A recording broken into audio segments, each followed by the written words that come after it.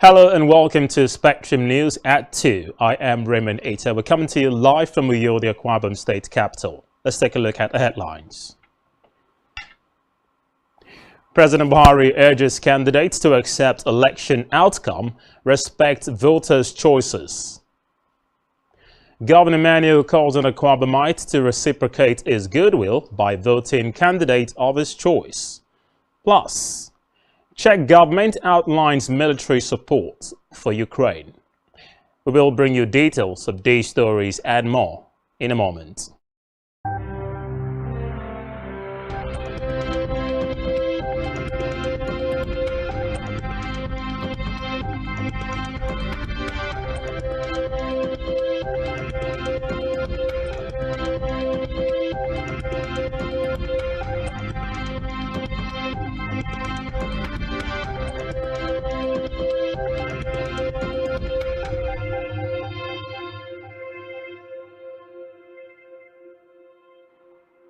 Many thanks indeed for joining us. We begin this afternoon with an electoral report that President Muhammadu Buhari has called on candidates of all political parties to accept the outcome of the 2023 general elections. The president asked the respective candidates to respect the choices of the electorate, reminding the political class and their supporters that the Independent National Electoral Commission (INEC) is the agency empowered by law to announce the result. Buhari also, according to him, his administration has worked hard to ensure a legacy of free, fair, credible, safe and peaceful elections.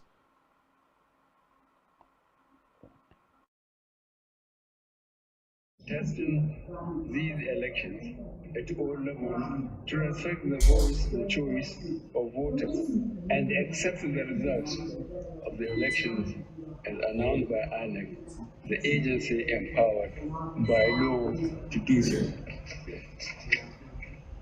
Any aggrieved candidate should resort to the established judicial processes. I urge the candidates contesting these elections at all levels to respect the voice, the choice of voters, and accept the results of the elections as announced by INEC, the agency empowered by law to do so.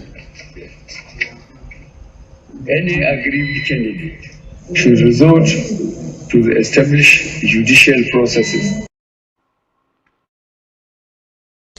Meanwhile, the presidential candidates of 18 political parties have signed a pact towards a peaceful election this Saturday. All the candidates converged on the International Conference Center, Abuja, for the landmark occasion. Among the presidential candidates present were Bola Tinubu of the All Progressives Congress, Peter Obi of the Labour Party, Atiku Abubakar of the People's Democratic Party, Rabiu Kwankwaso of the NNPP, and Dan Nyawayu of the ZLP. Some of the Peace Committee members present included General Abdusalami Abubakar retired, Bishop Matthew Kuka, and the Sultan of Sokoto, Alhaji Said Abubakar III.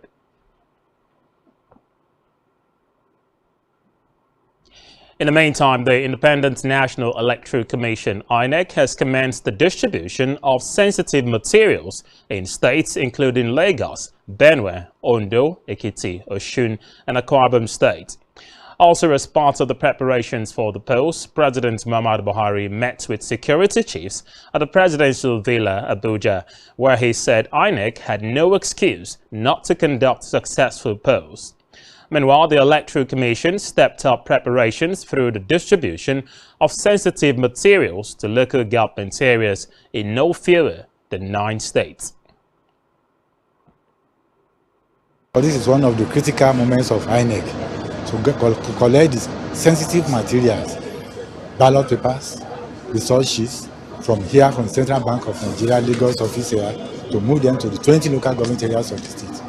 So that is the symbolic importance of what we are doing, because it shows it's more or less kick-starting the commencement of the electoral process of Saturday. At which meeting Mr. President calls the national chairman of the INEC to brief the council relating to the preparations of INEC over the election. The National Security Council are happy with the preparations on the ground, and wholehearted arrangements are put in place in that direction. The resolution of the Council is to the effect that the elections are holding and there is no going back about it. The specific instruction is that we must ensure that Nigerians are allowed to come out and exercise their franchise or vote the leaders of their choice. And for that, we must create conducive environment for Well, still on electoral matters, the chairman of the Independent National Electoral Commission, Professor Mahmood Yakubu, has said the Commission's state offices are already accessing the cash made available by the Central Bank of Nigeria for the election purpose. Yakubu stated this during a meeting with leaders of foreign observation missions. The INEC chairman recalled that the Commission had presented its cash requirements for the prosecuting of the forthcoming elections to the CBN as requested by the Apex Bank. He said despite the challenges bedeviling the country as it prepares for election, the Commission had played its part in ensuring smooth polls. In the meantime, the Inspector General of Police, Usman Baba Alkali, has ordered a restriction of all forms of vehicular movement on roads, waterways and other forms of transportation from 12 a.m. to 6 p.m. on Election Day.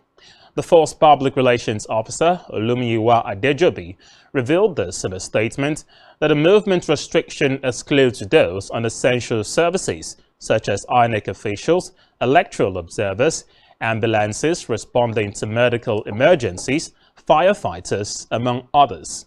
According to him, the restriction is part of the measures put in place to ensure a safe, secure, and conducive environment for the conduct of elections. He added that it would ensure public order management, safety of the electorate, as well as assist security agencies in effective policing, thereby preventing hoodlums and criminally minded elements from disrupting the electoral process. Elsewhere, the Economic Community of West Africa Observer Mission to Nigeria has implored the federal government to be proactive in addressing the fuel and cash scarcity that citizens of the country are facing. ECOWAS further noted that the insecurity crisis in the country should be resolved before the February 25 election. The mission, led by the former president of Sierra Leone, Ernest Bai Koroma, gave the admonition during his visit to the Minister of Foreign Affairs, Geoffrey Oyema, in Abuja. Responding, Oyema disclosed that the scarcity of naira and fuel has been a huge challenge for the government. He said the government is currently taking measures to suppress the burden on Nigerians. Meanwhile, the chairman of the Economic and Financial Crimes Commission, EFCC, Abdulrasheed Bawa, has raised the alarm over alleged plans by politicians to buy votes in kind and cash ahead of Saturday's general elections. In an interview, the EFCC chairman, who confirmed that all of its officers had been deployed to monitor the poll across the 36 states and the Federal Capital Territory, urged citizens to report vote buying, selling, and other evidence of financial malpractices.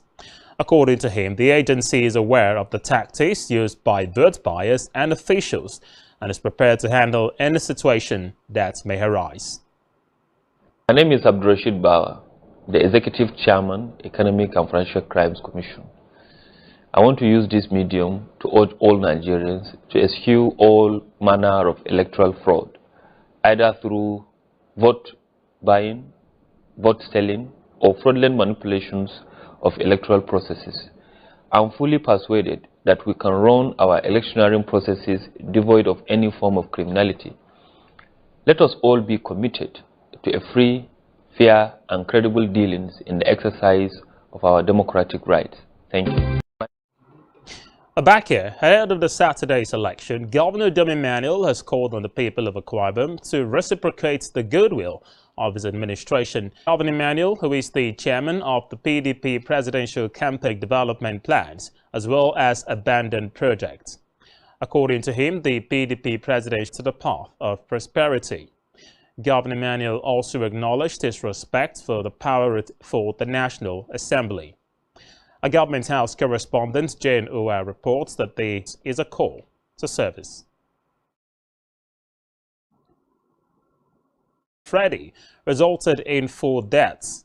According to the country's National Risk Management Office, the hour, contrary to last year's cyclone Batsirai.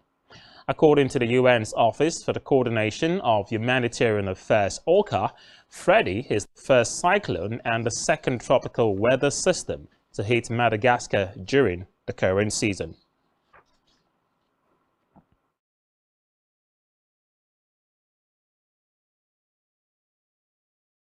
Staying with Africa, South Africa's government says it will take on nearly 2/3 of the struggling state power company's total debt of $23 billion.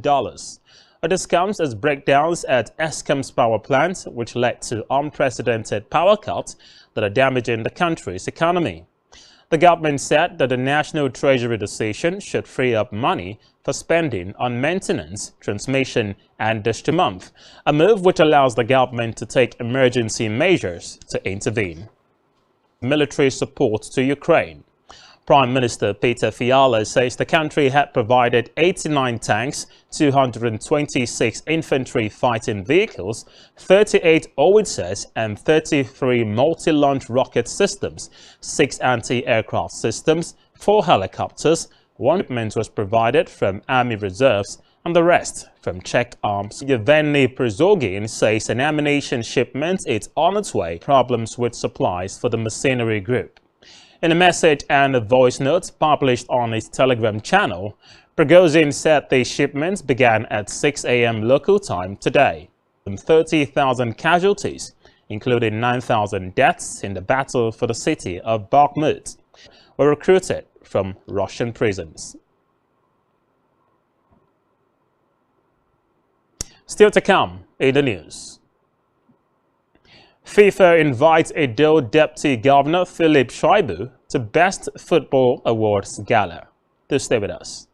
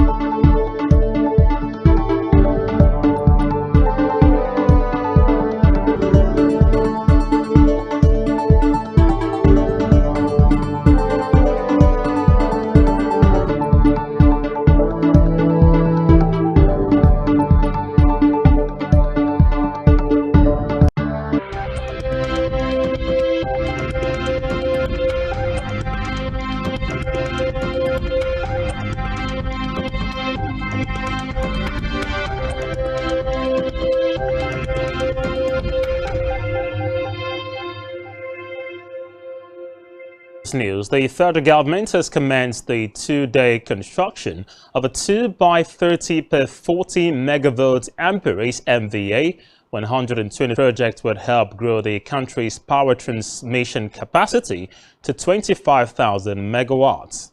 According to it, starting from the date it was approved by President Muhammadu Buhari, it said the Federal Ministry of Power and increased the capacity to supply power. Still in business, severe incidences of flood in 2022 from 3.40% in 2021. according to GDP results from the National Bureau of Statistics (NBS). Despite the good performance of the service sector, the NBS said that although the agriculture sector grew by 2.05% in the reference period, its performance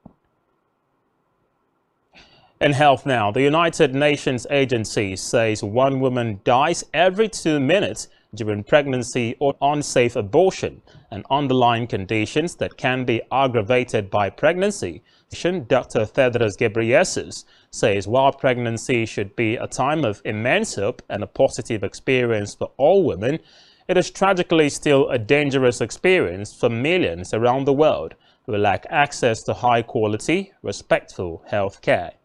Ghebreyesus added that there is urgent need to ensure every woman and girl has access to critical health services before, during, and after childbirth, as well as fully exercise their reproductive rights.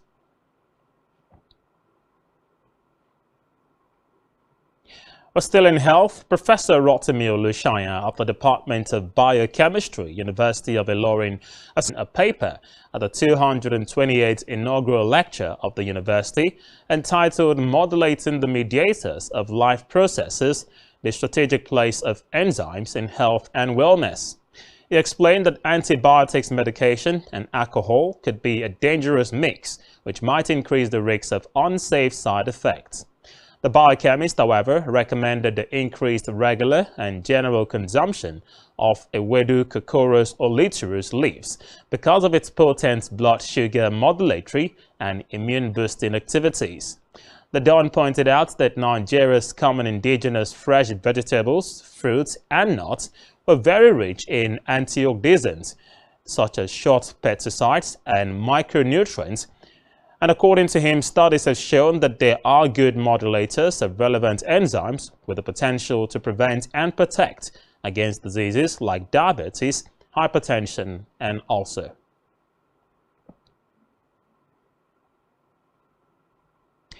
To sports now, the Deputy Governor of Edo State, Philip Shaibu, has been invited by the International Federation of Association Football FIFA to the 2022 celebration of FIFA Football Awards. Shaibu got the international recognition and invitation first-half dominance as they were held to a draw by RB Leipzig in the first leg of their Champions League last 16 tie.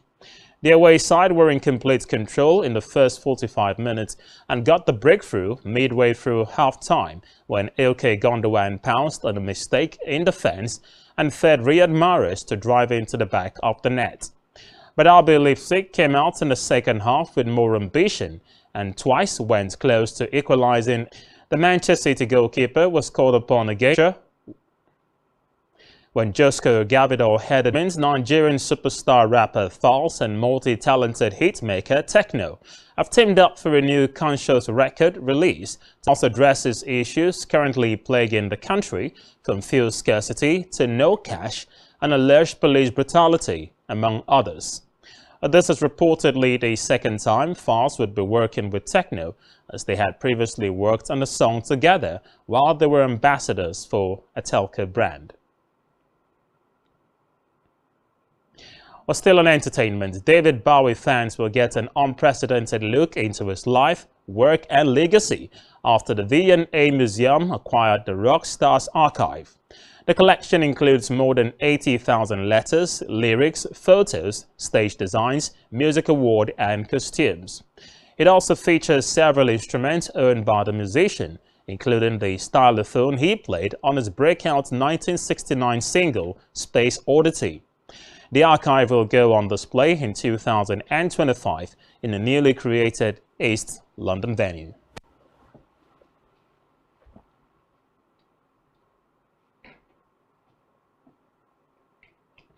But that's all we have for you at this time. Many thanks indeed for joining us. Don't forget to subscribe to our YouTube channel and follow us on all of our social media platforms, all of which you can find on our website. Just search spectrumtv.ng.